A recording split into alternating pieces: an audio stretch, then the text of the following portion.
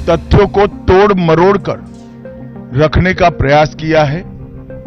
ये अत्यंत निंदनीय है और मैं इसकी निंदा करना चाहता हूं।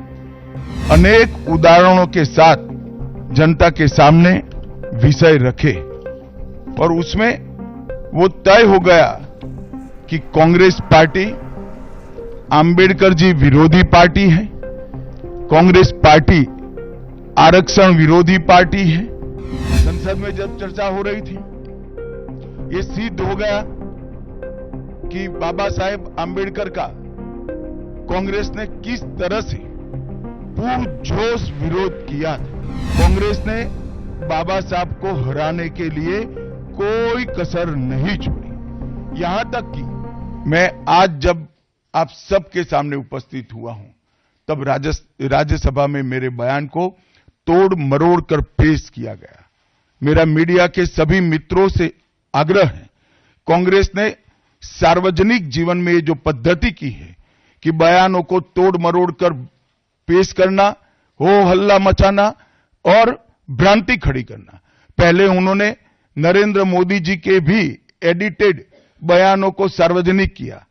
चुनाव जब चल रहा था, मेरे बयान को एआई का उपयोग कर एडिट किया गया और पूरे देश में इसको प्रसारित करने का घृणित काम किया गया। और आज आंबेडकर जी के लिए मेरी बात को तोड़ मरोड़ कर वो पेश कर रहे हैं।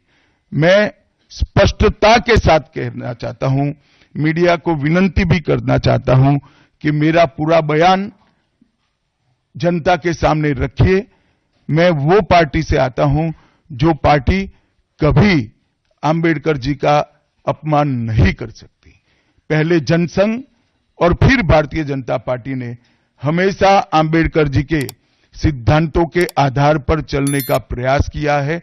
जब जब भारतीय जनता पार्टी शासन में रही, आंबेडकर जी के सिद्धांतों का हमने प्रचार किया है, प्रसार किया है।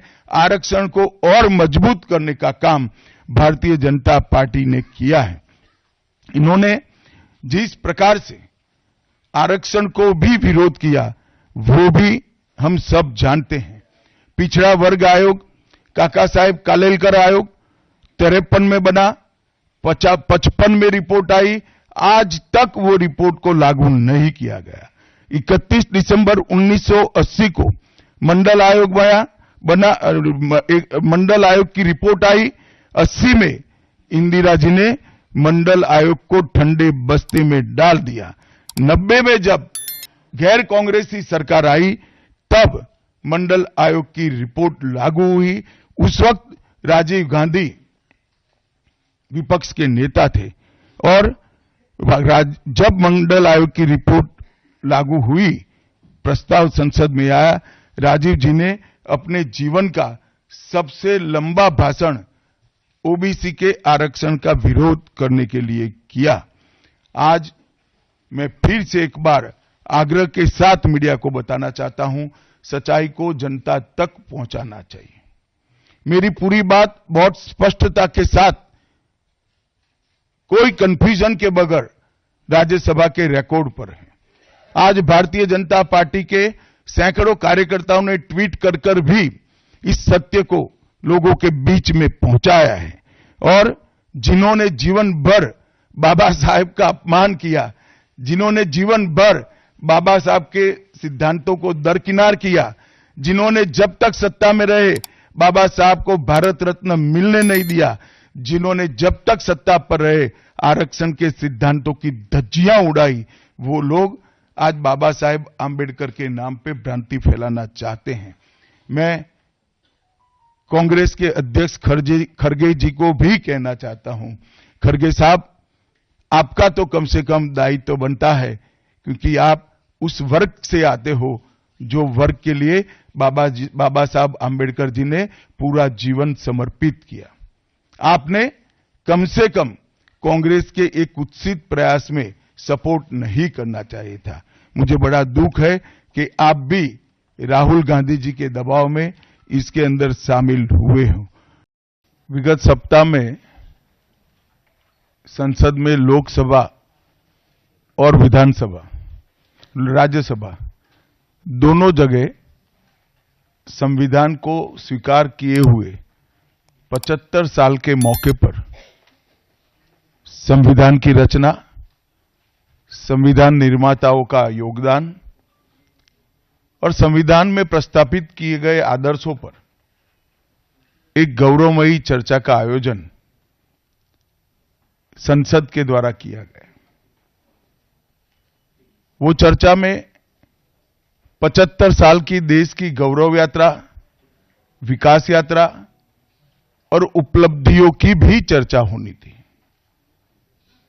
ये तो स्वाभाविक है कि जब लोकसभा में, राज्यसभा में पक्ष और विपक्ष होते हैं तो हर मुद्दे पर लोगों का नजरिया अलग अलग होता है, दलों का नजरिया अलग अलग होता है, वक्ताओं का नजरिया अलग अलग होता है। मगर संसद जैसे देश के सर्वोच्च लोकतांत्रिक फोरम में जब चर्चा होती है तब इसमें एक बात कॉमन होती है कि बात तथ्य के आधार पर होनी चाहिए और बात सत्य के आधार पर होनी चाहिए। कल से कांग्रेस पार्टी ने जिस तरह से तथ्यों को तोड़ मरोड़ कर रखने का प्रयास किया है, ये अत्यंत निंदनीय है और मैं इसकी निंदा करना चाहता हूं।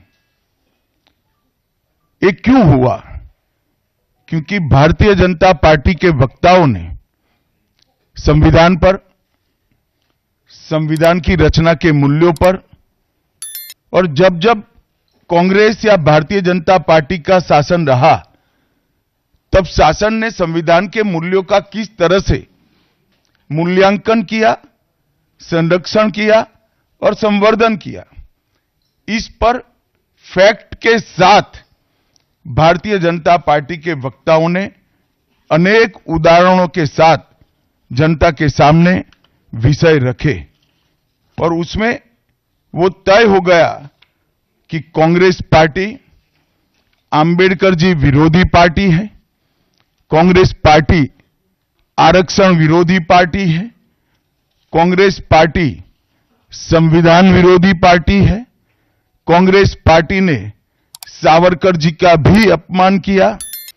कांग्रेस पार्टी ने आपातकाल डालकर संविधान के सारे मूल्यों की धज्जियां उड़ा दी, नारी सम्मान को भी सालों तक दरकिनार किया, न्यायपालिका का हमेशा अपमान किया, शहीदों का अपमान किया और भारत की भूमि तक को संविधान तोड़कर विदेशी देशों को देने की हिमाकत कांग्रेस पार्टी के शासन में हुई। जब ये पूरा सत्य उजागर हो गया तब कल से कांग्रेस पार्टी ने फिर एक बार अपनी पुरानी पद्धति को आजमाते हुए बातों को तोड़ मरोड़ कर और सत्य को असत्य के कपड़े पहनाकर समाज में भ्रांति फैलाने का एक कुत्सित प्रयास किया है। संसद में जब चर्चा हो रही थी, ये सिद्ध हो गया कि बाबा साहेब आंबेडकर का कांग्रेस ने किस तरह से पुरजोश विरोध किया था। बाबा साहब के न रहने के बाद भी किस प्रकार से कांग्रेस ने बाबा साहब को हाशिए पर ढकेलने का प्रयास किया। जब संविधान सभा अपना काम कर चुकी, चुनाव हुआ 1951-52 में और 54 में, दोनों बार कांग्रेस ने बाबा साहब को हराने के लिए कोई कसर नहीं छोड़ी। यहां तक कि फ्रेंडली चुनाव होता है, स्पिरिट वाला चुनाव होता है, ऐसा चुनाव भी नहीं था। विशेष प्रयास किया गया और वो उनकी हार को सुनिश्चित किया गया। जहां तक भारत रत्न देने का सवाल है, कांग्रेस के नेताओं ने कई बार खुद ही अपने आप को भारत रत्न दिए हैं। 55 में नेहरू जी ने खुद को भारत रत्न दे दिया, 71 में इंदिरा जी ने खुद को भारत रत्न दे दिया और 1990 में बाबा साहब को भारत रत्न तब मिला जब कांग्रेस पार्टी सत्ता में नहीं रही और भारतीय जनता पार्टी के समर्थन वाली सरकार थी। 1990 तक कांग्रेस पार्टी बाबा साहब को भारत रत्न न मिले, इसका बड़े जतन से प्रयास करती रही। यहां तक कि बाबा साहब की जयंती को भी, 100वीं जयंती को भी मनाने का मना ही कर दिया गया। नेहरू जी की आंबेडकर जी के प्रति नफरत जग जाहिर है। नेहरू जी की खुद की किताब selected works of Jawaharlal Nehru second series volume 16, इसके भाग 2 की पृष्ठ संख्या 532 पर एक पत्र का उल्लेख है, जब बीसी राव ने नेहरू जी को पत्र लिखकर कहा कि अंबेडकर जी मंत्रिमंडल से इस्तीफा देकर जाने का मन बना रहे हैं, तब नेहरू जी का ये जवाब था, अंबेडकर के जाने से मंत्रिमंडल में कोई फर्क नहीं पड़ने वाला है। अंबेडकर जी के महान योगदान का मूल्यांकन जवाहरलाल जी किस तरह से करते थे, इससे बड़ा कोई उदाहरण नहीं हो सकता।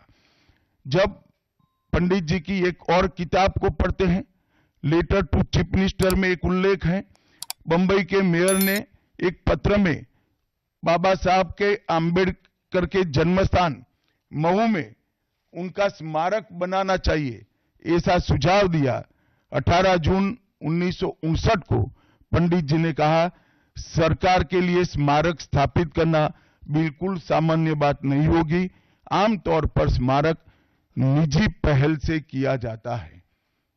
अपने परिवार के चाहे कोई भी सदस्य हो, नेहरू जी हो, इंदिरा जी हो, संजय गांधी हो, राजीव गांधी हो, कई सारे लोगों के लाखों स्मारक देश के अंदर बनाने वाले परिवार के मुखिया कहते हैं कि आमतौर पर निजी पहल पर स्मारक बनाया जाता है, क्योंकि ये स्मारक बी आर आंबेडकर जी का था।